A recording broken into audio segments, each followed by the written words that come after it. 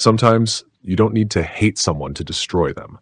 All it takes is believing the wrong version of someone else's story. All it takes is hearing a story halfway, a story told with fear, with rage, with pain, or maybe with intention. And when you are young, when you still don't know how to measure the real weight of your decisions, one version can feel like the truth. An accusation can feel like a warning, and a warning can end up becoming a death sentence. That is what happened to William Johnson.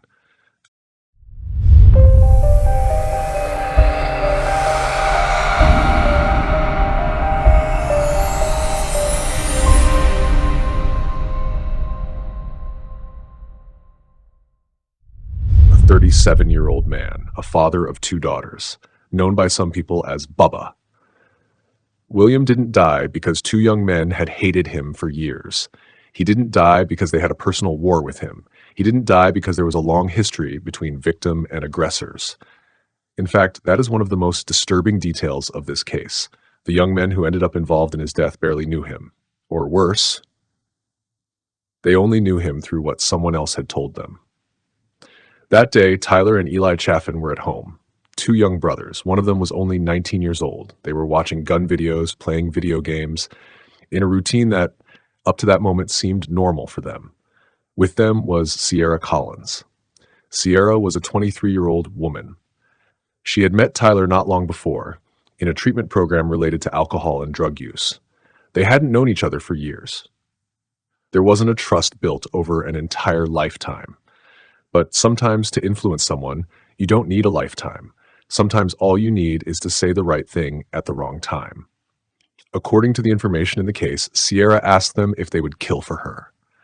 A dangerous question, a question that maybe sounded like a joke. But there are jokes that reveal more than they seem to. Then her phone rang, and something changed. Sierra stood up. She told them they were going out, and she told them to bring guns. That is the part where everything begins to twist. Because one thing is to hear a story, and something very different is to get into a vehicle armed because of that story. The brothers went with her, not because William was their enemy, not because William had attacked them before, not because they had their own problem with him. They went because the version they had of William came from Sierra. She was the bridge. She was the voice. She was the person who had spoken to them about him. And when someone describes another person to you as a threat, there comes a point where you can stop seeing them as a human being. You start seeing them as danger, as a problem, as someone who has to be stopped. And that is what made this story deadly. Because William didn't have to become an enemy through his own actions in front of them. It was enough for someone else to present him that way. A short time later, in a mobile home park in New Mexico, neighbors heard gunshots, several of them, fast, dry, the kind that turn an ordinary street into a crime scene within seconds. When people looked outside, they saw a man on the ground, and they saw a white vehicle driving away. That man was William Johnson. By the time the officers arrived, William was already lying on the grass. There was no big explanation. No suspect waiting. No immediate confession. Only a body. Frightened neighbors. And one question: who had wanted to kill a man like that? The first witnesses spoke of a white vehicle that had fled the area. The officers began to search, to ask questions, to put fragments together, and little by little, Sierra's name appeared. She'd been William's partner. Some neighbors knew there had been arguments between them. They knew her. They placed her inside that story. So the detectives called her, and when Sierra heard that they wanted to speak with her about William, her reaction was not calm.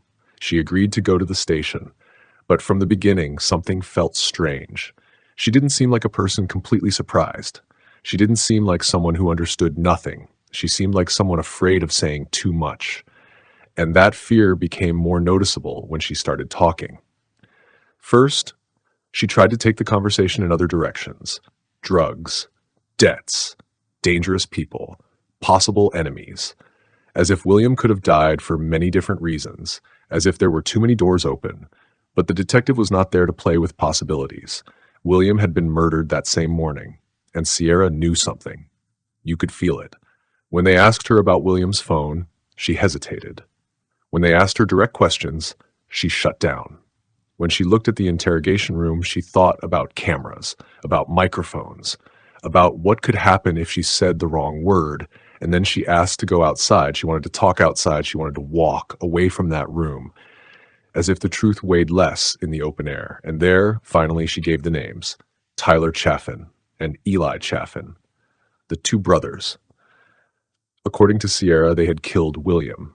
She said she had not participated. She said Eli wanted to kill someone. She said the brothers were unstable. And in that moment, that was the first strong version the investigators had. But it would not be the only one, because this case is not understood through one single statement. It is understood through something simpler and darker. A man died because several people arrived armed at his house following a story that did not belong to them. The police began looking for Tyler and Eli. They knew they could have weapons. They knew the situation could become dangerous. And when they finally detained them, they found a rifle in the vehicle. That confirmed one thing. They were not dealing with two young men who were simply passing by. They were dealing with two armed young men connected to a recent death. When they took them to the station, they separated them.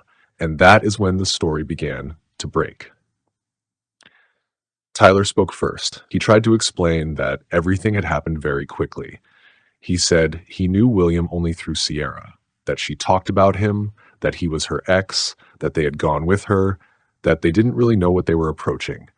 But when the detective asked him if he had ever met William in person, Tyler answered no, never. That detail is small, but it changes everything. Because if he had never met him, then everything Tyler believed he knew about William came from someone else. Not from his own experience, not from a conversation, not from a direct threat he had lived through. It came from Sierra. And that is where the danger in this case begins. Tyler and Eli were not moved by a complete truth. They were moved by a version. Tyler said that when they arrived, William came out of the house, that he approached, that there was tension, that he pulled out a pistol, that William hit him, that they ended up on the ground, and that Eli fired because he believed his brother was in danger. That was his explanation. A fight, a moment of fear, a reaction. But to the investigators, the scene was not that simple. William's body, the wounds, and the way everything happened did not fully fit with a desperate act of defense. And when the evidence does not support your story begins to sound less like truth and more like an attempt to survive. Then they spoke with Eli. Eli was 19 years old. Legally, he was an adult, but he asked for his mother to be present while he gave his statement. And that detail shows how strange this tragedy was, because on one side, there was a young man accused of shooting a man, and on the other, he was still someone asking for his mother so he could speak. When Eli began, he tried to distance himself. He said he didn't know William Johnson. Then he admitted he had heard the name Will. And little by little, he ended up telling his version. He said Sierra was afraid that she had told them things about William, that she talked about beatings, about abuse, about problems. He said they went to the location because they wanted to recover a phone or some belongings. He said William came out, that Tyler got involved in a fight, that he saw his brother in danger, and that he fired. He didn't say it like someone trying to brag. He said it like someone who needed to justify what he had done, like someone repeating an idea so he could breathe inside it. I only wanted to protect my brother. That phrase matters because it erases nothing, but it shows how a person can try to place a crime inside an emotion that sounds less terrible. Protecting sounds better than killing. Defending sounds better than attacking. Reacting sounds better than deciding. But William was dead, and no word could change that. Eli said he didn't want to kill him. Tyler said they had been deceived. Sierra said it wasn't her fault. Each one had a way of moving away from the center of the crime. But the center of the crime was impossible to move. A man had lost his life, and the three of them had been there, in one way or another, before it happened. The most disturbing thing is not only that William died. The most disturbing thing is how he became a target for people who didn't even know him. Because when someone tells you a story about another person, you can do two things. You can hear it as one version, or you can turn it into an absolute truth. And Tyler and Eli acted as if the version they received was enough to go, enough to bring guns, enough to stand in front of William, enough for someone else's conflict to end with a man on the ground. That is the criminal line, not in the first shot, not in the last. The line began before. It began when they agreed to enter a story that was not theirs, when they let someone else's fear become their own fear, when they let a voice draw an enemy for them, and when they arrived armed to solve something that never belonged to them. Sierra was also arrested. Investigators believed her actions had directly influenced what happened. She was not the one who fired. But to police, that did not mean she was outside the story. Because there are people who do not pull the trigger, but help load the gun emotionally. They help build the threat. They help push others toward the exact place where violence can happen. And although Sierra insisted she did not want William to die, detectives did not believe her role was innocent.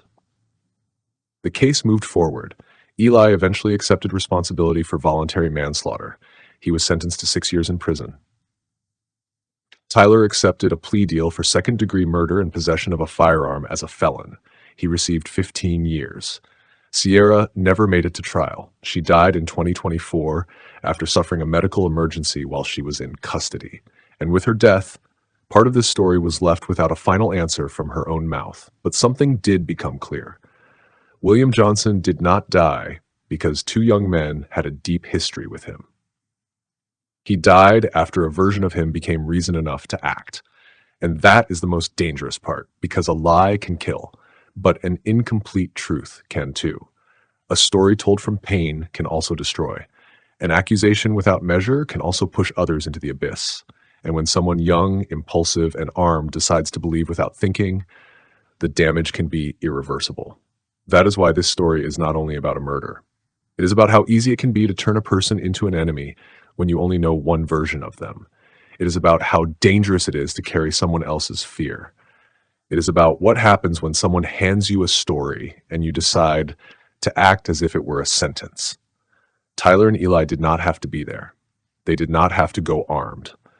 They did not have to turn Sierra's conflict with William into their own war. But they went. And William never got back up. Sometimes you don't need to hate someone to destroy them. All it takes is believing the wrong version of someone else's story. All it takes is letting someone tell you who the enemy is.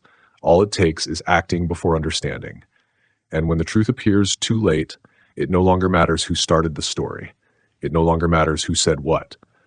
It no longer matters who felt used, who felt afraid, or who believed they were protecting someone. Because in the end, a life was lost. And that is the only version no one could change.